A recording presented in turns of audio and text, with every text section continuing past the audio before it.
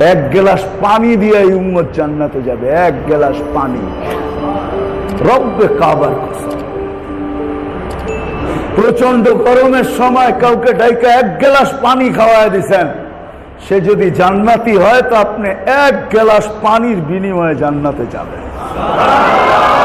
এই উম্মতের জন্য, এই উম্মত আল্লাহর বড় লাডলা উম্মত, বড় প্রিয় উম্মত।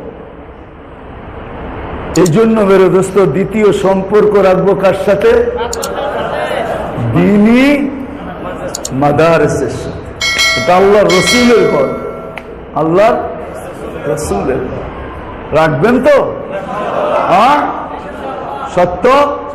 এই দুটা কাজ করবেন তো জান্নাত কমপ্লিট ইনশাআল্লাহ। এই উম্মতের জন্য, এই উম্মত আল্লাহর বড় লাডলা উম্মত।